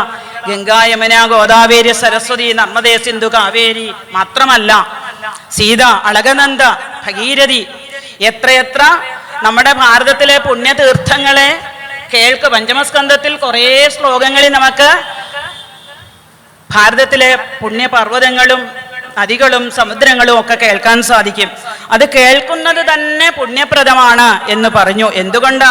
നദികള് ഭഗവാന്റെ നാഡികളാണ്. ഇനി വൃക്ഷങ്ങള്, പലതരത്തിലുള്ള വൃക്ഷങ്ങളുണ്ട് അല്ലേ. കൊച്ചു തുളസി ഔഷധ സസ്യം മുതൽ മുരിങ്ങയില മുതൽ മാവിൻ്റെ ഇല, പ്ലാവിൻ്റെ ഇല, എത്രയെത്ര വെറൈറ്റിയാണ്. അന്ന് ആലോചിച്ച് നോക്കൂ. പല ഷേപ്പിൽ, പല ആകൃതിയിൽ. പച്ച കളറാണെങ്കിൽ ഇപ്പോൾ ഭഗവാന് പച്ച വലിയ ഇഷ്ടം. പച്ചക്കറി എന്ന് പറയുമ്പോഴും ഉരുളക്കിഴങ്ങി, ക്യാരറ്റ്, ബീട്രൂട്ടൊക്കെ കളർ എന്താ, പക്ഷെ പച്ചയോടുള്ള ഇഷ്ടം. പച്ചക്കറി നമ്മൾ പറയാറല്ലേ. അപ്പോ ഈ വൃക്ഷങ്ങളൊക്കെ കാണുമ്പോ ഭഗവാന്റെ രോമങ്ങളാണ്. കാലഗതി വയസ്സാണ്. അപ്പോഴാണ് നല്ല തണുത്ത കാറ്റ് നമ്മുടെ ശരീരത്തിലേക്ക് അടിക്കുമ്പോൾ പത്മനാഭസ്വാമിയുടെ ശ്വാസോച്ഛ്വാസമാണ് എന്നോർക്കാൻ കഴിയുക. പിന്നെ ജനനമരണ സ്വരൂപം ഭഗവാന്റെ ലീലയാണ് എന്ന് പറഞ്ഞുകൊണ്ട് ഇവിടെ നമുക്ക് ആ ബ്രാഹ്മണര് അല്ലേ, ബ്രഹ്മാനനം ക്ഷത്രഭുജോ മഹാത്മാ വിഡൂരരംഘ്രിസ്ഥിത കൃഷ്ണവർണ്ണ. ബ്രാഹ്മണര് ഭഗവാന്റെ മുഖത്തിൽ നിന്ന് വന്നവരായിട്ട്, ക്ഷത്രിയര് ഭഗവാന്റെ കൈകളിൽ നിന്നും, വൈശ്യൻ ഭഗവാന്റെ തുടയിൽ നിന്നും, ശൂദ്രൻ പാദത്തിൽ നിന്നും. അതുപോലെ സന്ധ്യാസമയം എന്താ, വസ്ത്രമായിട്ട് ഭഗവാന്റെ വസ്ത്രമായിട്ട് കാണണം. രാവിലെ സൂര്യനെ കാണുമ്പോൾ ഭഗവാന്റെ കണ്ണുകളായിട്ട്, നേത്രമായിട്ട് കാണാൻ സാധിക്കുക. ചന്ദ്രൻ മനസ്സാണ്. അവ്യക്തം എന്ന പ്രധാന തത്വം ഹൃദയമാണ്. ഇങ്ങനെ ഓരോന്നും നമുക്ക് ഭഗവത് സ്വരൂപ വിജ്ഞാനശക്തിയും മഹിമാമനന്തിയും മഹത്തത്വമായിട്ട് കാണാൻ സാധിക്കണം. ഇങ്ങനെ ഈശ്വര അവയവങ്ങളെയൊക്കെ അഥവാ അവയകൽപ്പനയൊക്കെ ഞാൻ അങ്ങയ്ക്ക് പറഞ്ഞു തന്നു. ഇതിൽ നിന്ന് അന്യമായിട്ട് മറ്റൊന്നും തന്നെയില്ല. എന്തൊക്കെ ഇവിടെ സ്ഥൂല രൂപത്തിൽ നമ്മൾ കാണുന്നുവോ അതെല്ലാം ഭഗവത് സ്വരൂപമായിട്ട് കാണാൻ സാധിക്കണം എന്ന് പറഞ്ഞ് ഈ വിരാട് സ്വരൂപം വർണ്ണിച്ചാൽ അല്ലെ കേട്ടാലുള്ള ഫലം എന്താണ്? വിരാട് സ്വരൂപം നമ്മൾ പറഞ്ഞു വിശേഷേണ വിരാജിക്കുന്നതാണ് വിരാട് സ്വരൂപമെന്നും ഭക്തിയോഗത്തിന്റെ നാഡിയാണ് എന്നും. നമ്മൾ പലപ്പോഴും പറയാറുണ്ട് വരാഹ അവതാരം വായിച്ചാൽ ഭൂമി സംബന്ധമായിട്ട്, വീട് സംബന്ധമായിട്ട്, രാസക്രീഡ വായിച്ചാൽ ഹൃദ്രോഗം ഇല്ലാതാവുമെന്നൊക്കെ. എന്നാൽ ഈ വിരാട് സ്വരൂപം നമ്മൾ പതിവായിട്ട് വായിച്ചാൽ വളരെയധികം ശ്രേഷ്ഠത ഇവിടെ നമുക്ക് സൂചിപ്പിക്കാം. വിശ്വരൂപം ഭഗവതോധ്യായേൽ പരമമംഗളം യാത്രാകാലേ ജപേ ഹോമേ ആപത്കാലേ വിശേഷത. നമ്മൾ ഏത് കർമ്മം ആരംഭിക്കുന്ന സമയത്തും മധ്യത്തിലും അവസാനത്തിലുമൊക്കെ ഈ വിശ്വരൂപ ദർശനം വളരെ വിശേഷമാണ്. ഇന്നലെ ഇങ്ങോട്ട് ഈ വിശ്വരൂപ ദർശനം അല്ലെ വിരാട് സ്വരൂപം വർണ്ണിക്കുന്നത് നോക്കാൻ തുടങ്ങുമ്പോൾ തിരുവനന്തപുരത്തു നിന്നൊരു കുട്ടി വന്നു. എന്താ ആ കുട്ടിക്ക് വാമനാവതാരത്തിലെ 21-ാം അധ്യായം വിശ്വരൂപ ദർശനം വായിച്ചൊന്ന് എന്നെ കേൾപ്പിക്കണം, അതിനുവേണ്ടി തിരുവനന്തപുരത്തു നിന്ന് വന്ന കുട്ടി, അല്ലെ ഞാൻ ഇന്നലെ ഇവിടെ എത്തിയേനെ. അപ്പൊ അങ്ങനെ നമ്മൾ പലപ്പോഴും അത് പറയാറുണ്ട്. എന്നാൽ മറ്റൊരാൾക്കുണ്ടായ അനുഭവത്തെക്കാട്ടിൽ നമ്മൾ പ്രഥമ സ്കന്ധത്തിൽ 5ഉം 6ഉം അധ്യായത്തിൽ നാരദൻ തൻ്റെ സ്വയം അഭിപ്രായം പറയുന്നത് കാണാം. അപ്പോ ഒരു അമ്മ ഈ വിരാട് സ്വരൂപം എന്നും സമയമുണ്ടോ ഉണ്ടോ? അപ്പോ ആ വിരാട് സ്വരൂപം ഒന്ന് എല്ലാവർക്കും കേൾക്കാൻ വേണ്ടി ആ മാമി ഇത് നിത്യവും ചൊല്ലിയിരുന്നു. അതിന്റെ ഫലം എന്തായി എന്ന് വെച്ചാൽ കഴിഞ്ഞതിന് മുമ്പത്തെ മാർച്ച് മാമി ഒന്ന് വീണ സമയത്തും എന്തേ ഞാൻ വീണത്, എനിക്ക് ഇങ്ങനെ വന്നത് എന്തേ എന്ന് ചോദിക്കാതെ ഇത് എത്രയോ ആവർത്തി വായിച്ചു.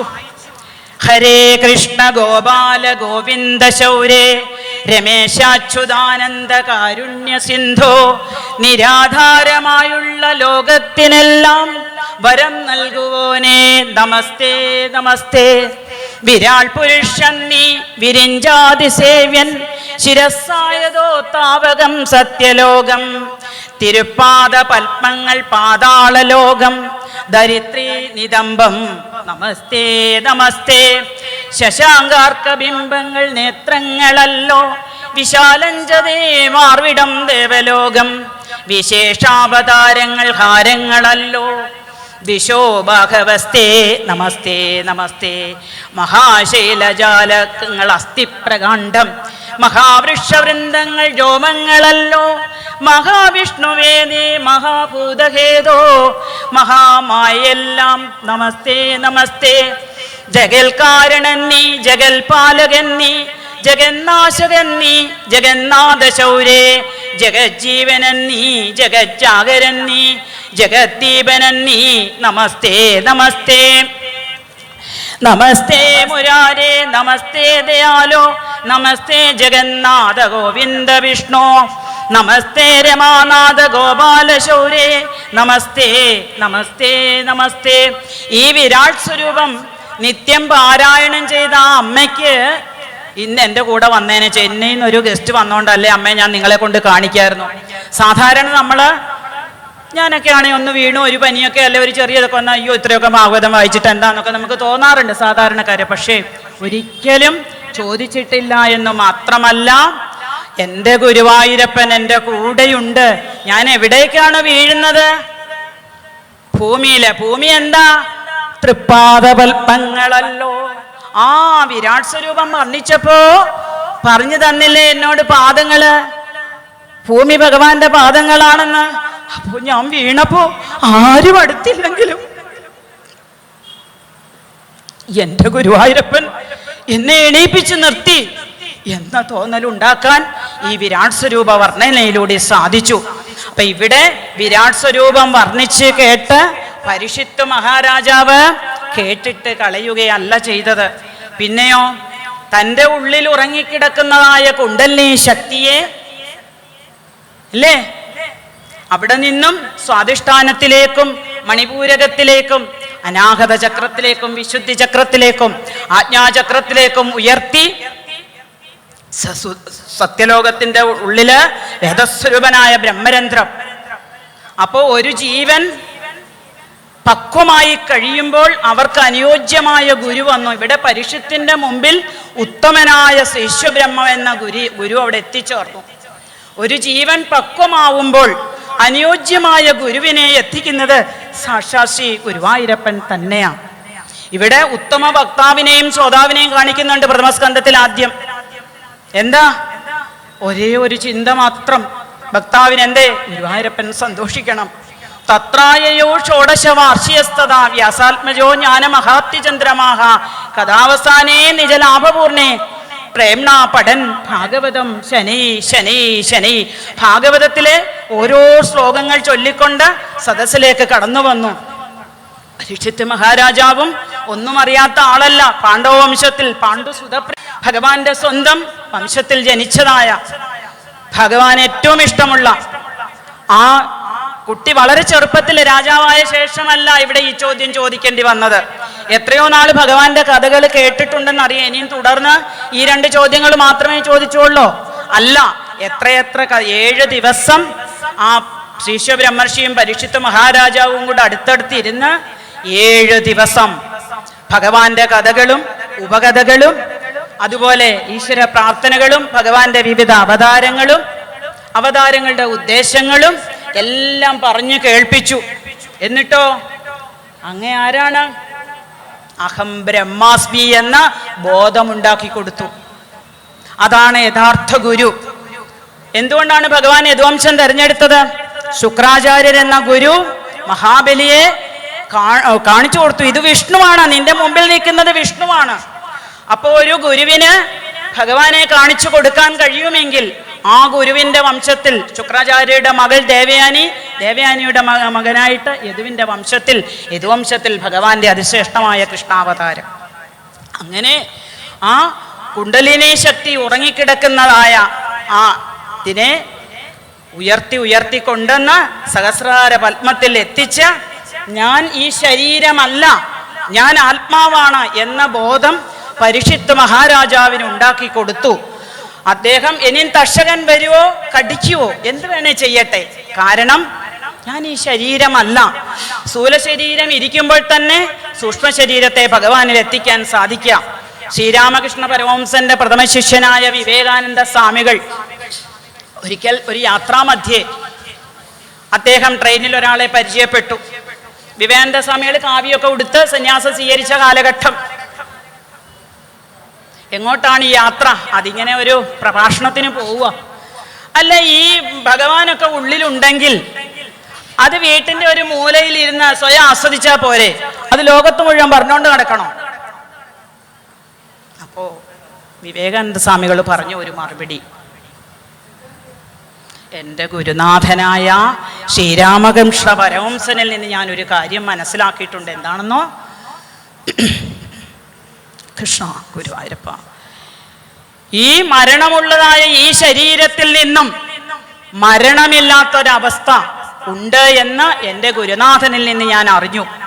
അപ്പൊ എൻ്റെ അടുത്ത് വരുന്നവർക്കും ആ ഒരു ബോധമുണ്ടാക്കി കൊടുക്കുവാൻ വേണ്ടി ആണ് ഞാൻ യാത്ര ചെയ്യുന്നത് എന്ന്. അപ്പം മരണമുള്ള ഈ ശരീരത്തിലെ മരണമില്ലാത്തൊരവസ്ഥ, അനിത്യമായ ശരീരത്തിൽ നിന്ന് നിത്യമായ വസ്തുവിനെ കണ്ടെത്തുകയാണ്. അതാണ് മനുഷ്യജന്മത്തിന്റെ സബലീകത എന്ന ശിഷ്യബ്രഹ്മർഷിയിൽ നിന്ന് ബോധിച്ച പരീക്ഷിത്ത് മഹാരാജാവിന് ഇനി തക്ഷകന്റെ വിഷജ്വാലകളും എല്ലാം ബ്രഹ്മമായി അനുഭവപ്പെട്ട് അഹം ബ്രഹ്മ പരന്താമ ബ്രഹ്മാഹം പരമം പദം എന്ന പദത്തിലേക്ക് എത്തിച്ചു എന്ന് കാണാം. പിന്നീട് ഒരധ്യായത്തിലൂടെ എന്തൊക്കെ ഓരോരുത്തര സൗന്ദര്യത്തിന് ഗന്ധർവനെ, ദാമ്പത്യത്തിന് ഉമാമഹേശ്വരന്മാരെ, അതുപോലെ വിദ്യയ്ക്ക് സരസ്വതിയൊക്കെ. എന്നാൽ അകാമ സർവകാമോവ മോക്ഷകാമ ഉദാരതി തീവ്രേണ ഭക്തിയോഗേന യജേത പുരുഷപ്പരം. എല്ലാ ആഗ്രഹങ്ങളുള്ളവരും ഒരാഗ്രഹവും ഇല്ലാത്തവരും ആ ഭഗവാനെ ആശ്രയിക്കുക എന്ന് പറഞ്ഞ്, ഭഗവാൻ നമുക്ക് എന്തൊക്കെ തന്നിട്ടുണ്ടെങ്കിലും നമ്മുടെ ഓരോ അവയവങ്ങളും വാണീ ഗുണാനുഗതനെ ശ്രവണവും കഥായാം ഹസ്തൗജ കർമ്മസു മനസ്തവ പാർണയോർണ സ്മൃത്യം ശിരസ്തവ നിവാസ ജഗൽ പ്രണാമേ ദൃഷ്ടിം സദാം ദർശനേത്തു പവത്തനൂന എന്ന നളകൂപര മണിഗിരിവന്മാര് പറഞ്ഞതുപോലെ എത്രയൊക്കെ തലപ്പാവ് വെച്ച് ശിരസാണെങ്കിലും ഭഗവാനെ നമസ്കരിച്ചില്ലെങ്കിൽ അതൊരിക്കലും ശിരസാവില്ല. കണ്ണനെ കാണാൻ, ഈ കണ്ണനെ കാണാത്ത കണ്ണെന്തിനാ അല്ലെ, കണ്ണനെ കാണാറാവുമ്പോഴാണ് കണ്ണിന്റെ സഫലീയത. ഭഗവത് കഥകൾ കേൾക്കുമ്പോഴാണ് ചെവി ധന്യമാകുന്നത്, അല്ലെങ്കിൽ പാമ്പുകൾക്ക് ഇരിക്കാനുള്ള പോടുകൾ എന്നാ പറയുന്നത്.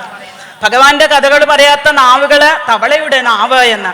അതുകൊണ്ട് ഭഗവാന്റെ കഥകൾ ചെവിയിലൂടെ കേട്ട് നമ്മുടെ ഉള്ളിലെ വിഷയ ദൂഷിതാന ഉള്ളിലെ മാലിന്യങ്ങളെ മാറ്റി ഭഗവത് വ്രജത്ത ചരണാന്തികം ഭഗവാന്റെ സരോരോഹമായ ഇല്ലേ താമരപ്പൂ പോലെയുള്ള ചെന്താമര കണ്ണന്റെ തൃപ്പാദാര വിന്ദത്തിൽ എത്തിച്ചേരാനായിട്ട് സാധിക്കും.